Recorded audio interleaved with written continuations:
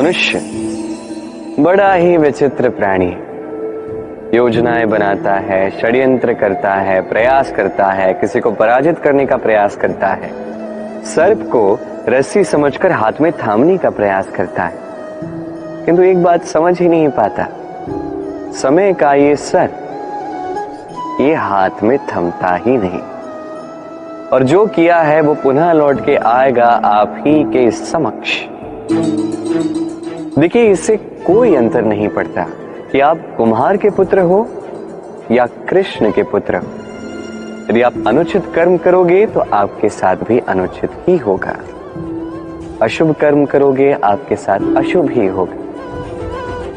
कुरुवंश अत्यंत महान वंश था। कुरुवंश क्या हुआ उसके साथ? पूरा का पूरा वंश ढह गया। कारण उनका मंतव्य अशुभ था। वहीं 5 वनवासी पांडव महाभारत जीत गए, कारण उनका मंतव्य शुभ था। स्मरण रखिएगा, शुभ की अग्नि जलाओगे शुभ का ही तप पाओगे, अशुभ की अग्नि जलाओगे नरक में ही जलोगे। तो आइए और मेरे साथ प्रेम से कहिएगा, राधे राधे। मनुष्य रोगी क्यों होता है?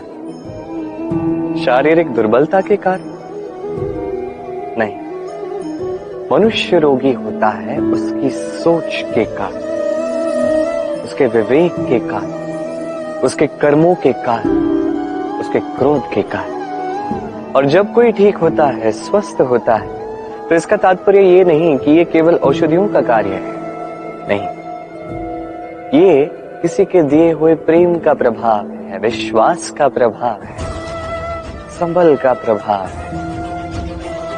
केवल औषधियों से कुछ नहीं होगा। यदि मन में प्रेम होगा, विवेक होगा, विश्वास होगा, संबल होगा, तभी ये औषधियां भी उपचार करती हैं। स्मरण रखिएगा, ये जीवन छोटा सा है। मन में प्रेम रखिए, मित्र बनाइए, शत्रु नहीं। प्रेम कीजिए, द्वेष नहीं। और इसी प्रेम के साथ कहिएगा, राधे राधे। आज मैं आपको ऐसी कथा सुनाऊंगा जो मेरे नंद बाबा ने मुझे सुनाई थी जब मैं छोटा सा था। कथा एक साधु और एक बिच्छू की। एक बार एक साधु नदी के तट पर स्नान कर रहे थे। उन्होंने देखा कि जल के प्रवाह से एक बिच्छू बहे जा रहा है। उसके प्राण बचाने के लिए उन्होंने उसे उठा के तट पर रखने का प्रयास किया, किंतु जैसे ही उन्होंने बिच्छू को उठाया, बिच्छू ने उन्हें काट लिया। साधु ने पुनः प्रयास किया, उसे उठाया, बिच्छू ने पुनः उन्हें काट लिया। वो पुनः प्रयास करने गए, तभी शिष्य ने उनसे पूछा, ये आप क्या कर रहे हैं गुरुदेव? ये सब क्या है? आप उसी के प्राण बचाने का प्रयास कर रहे हैं जो आप ही को काट रहा है। गुरुदेव ने उत्तर दिया कि वो बिच्छू होकर अपना कर्म कर रहा है, अपनी प्रवृत्ति, अपना व्यवहार बदल नहीं रहा, तो मैं साधु होकर क्यों बदलूं? इसका तात्पर्य सरल है। संसार में कुछ ऐसे लोग होंगे जो बुरे होंगे, दुष्ट होंगे, और कदाचित वो कभी नहीं बदलेंगे, कभी उनमें परिवर्तन नहीं आएगा। और इसका अर्थ ये नहीं कि हम अपना कर्म करना छोड़ दें, हम अपना प्रयास करना छोड़ दें। जी नहीं, हमें तो करना ही होगा, क्योंकि इतिहास गवाह है, ये प्रयास इस संसार की धारा को ही बदल देते हैं। तो आप भी आइए और मेरे साथ प्रेम से कहिएगा, राधे राधे। जीवन, इस जीवन का सत्य क्या है? जन्म, जहां से जीवन का आरंभ होता है, या अंत? मृत्यु, जहां पे इसका अंत होता है। जीवन का सत्य ये नहीं है, सब कुछ ये नहीं है। इससे देखा जाए तो कोई अंतर नहीं पड़ता कि आपका जन्म कहां हुआ था, कैसे हुआ था। इससे भी कोई अंतर नहीं पड़ेगा कि आपकी मृत्यु कब होगी, कहां होगी। अंतर इससे पड़ता है, महत्वपूर्ण ये है कि जो भी आपने जीवन जिया, किस उद्देश्य से जिया, किस मंतव्य से जिया। अब यदि आप कुछ ऐसा कर जाते हैं जिससे समस्त संसार आपसे जीवन जीने की प्रेरणा लेता है, मृत्यु के पश्चात भी आपके कर्मों को देखकर उन्हें स्मरण करके जीवन जीना सीखता है, तो इसका तात्पर्य यह है कि आप अपने कर्मों से, अपने चयनों से अमर हो चुके हैं। देखिए, जीवन की चिंता व्यर्थ है, मृत्यु का भय व्यर्थ है, क्योंकि आत्मा कभी नहीं मरती, इसका कोई अंत नहीं कर पाता। न काल, न मृत्यु, ना ही समय। यदि कुछ ऐसा है जो आपकी आत्मा का अंत कर सकता है, तो वो आपके ही दुष्कर्म है। तो ये जो जीवन काल आपके पास है, इसमें केवल शुभ कर्म कीजिए, चिंता त्याग दीजिए। ऐसे कर्म कीजिए जिसे देख के संसार उचित मार्ग पर आ जाए, शुभ कर्म करने लगे। यदि आपकी मृत्यु के पश्चात भी संसार आपको स्मरण करके सीखेगा, उचित राह पर आएगा, प्रेरणा पाएगा, तो आप ही अमर हो जाओगे। आइए और मेरे साथ प्रेम से कहिएगा, राधे राधे। कहते हैं जो मन से निकलता है वो कभी अशुभ नहीं होता। अशुभ होता है तो वो भाव, वो इच्छा जो मन से तो निकलती है, किंतु विवेक की कसौटी पर परखी नहीं जाती। ऐसा ही एक भाव होता है क्रोध। ये क्रोध आपके विवेक को ही हर लेता है, आपकी करुणा को हर लेता है। आप सोचने समझने के पात्र ही नहीं रह जाते। अब यदि आपको इस संसार पर नियंत्रण करना है, भविष्य पर नियंत्रण रखना है, वर्तमान पर नियंत्रण रखना है, तो पहले क्रोध पर नियंत्रण रखना सीखना ही होगा। क्योंकि ये क्रोध आपका मित्र नहीं है, ये आपका बल नहीं, आपकी दुर्बलता है, और ये शत्रु की शक्ति को बढ़ाता है। अंत में हानि आप ही को पहुंचती है। तो इस क्रोध को नियंत्रण में रखिए। दुष्टों के मंतव्य अपने आप असफल होते जाएंगे। आइए और मेरे साथ प्रेम से कहिएगा, राधे राधे।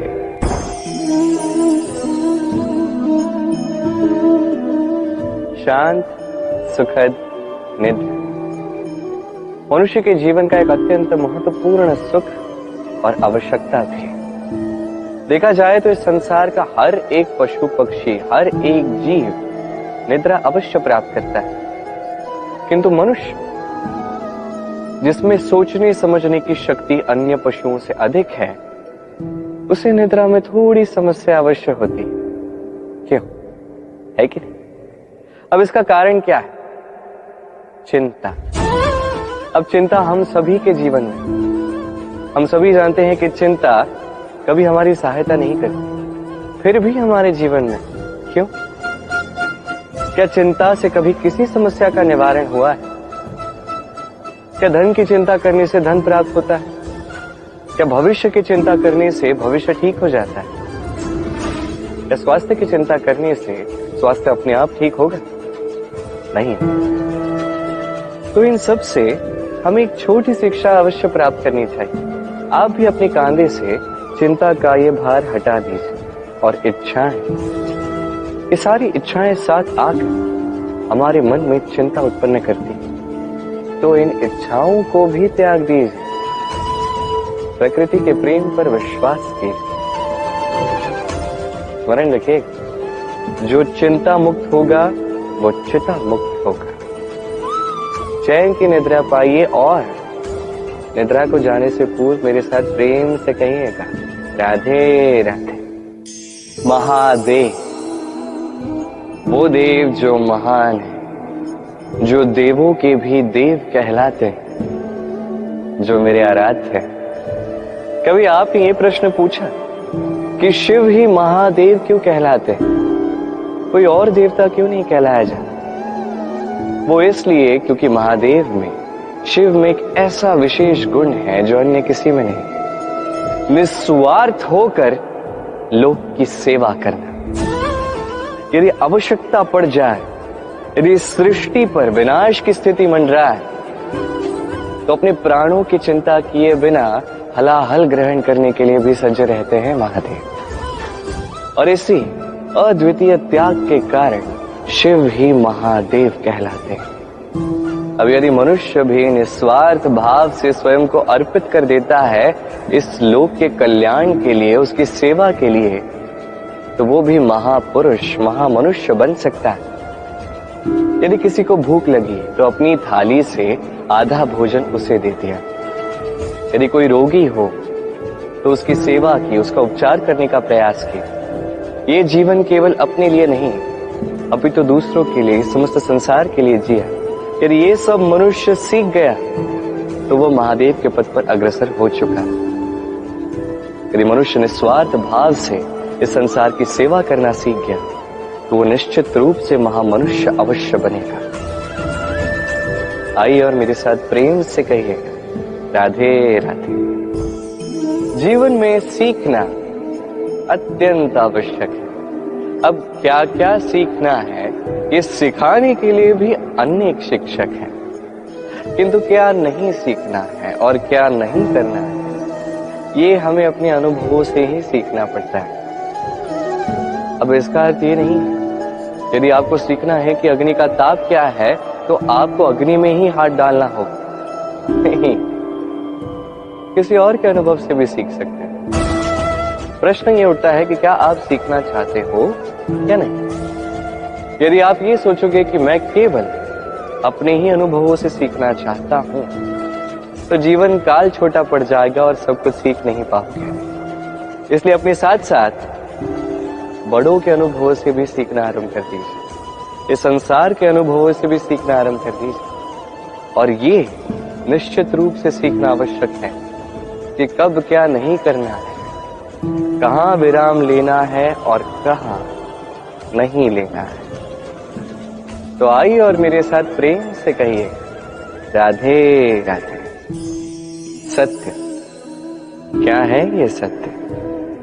कोई कहेगा कि जो असत्य नहीं वो सत्य है, कोई कहेगा कि वो जिसके आधार पर हम जीवित हैं वो सत्य है। किंतु सत्य क्या है?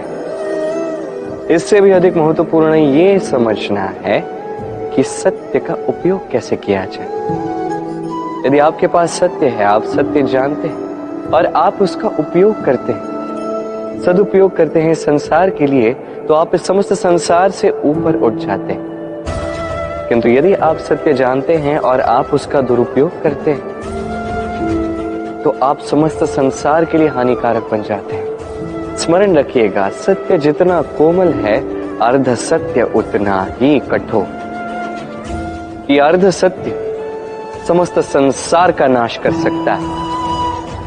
इसलिए जीवन में सत्य के विषय में संपूर्ण सत्य जानना सीख जाइएगा, ये अत्यंत आवश्यक है। ये सत्य, इसकी स्वयं ये मांग है कि आप सावधान रहें। तो आइए और मेरे साथ प्रेम से कहिए, राधे राधे।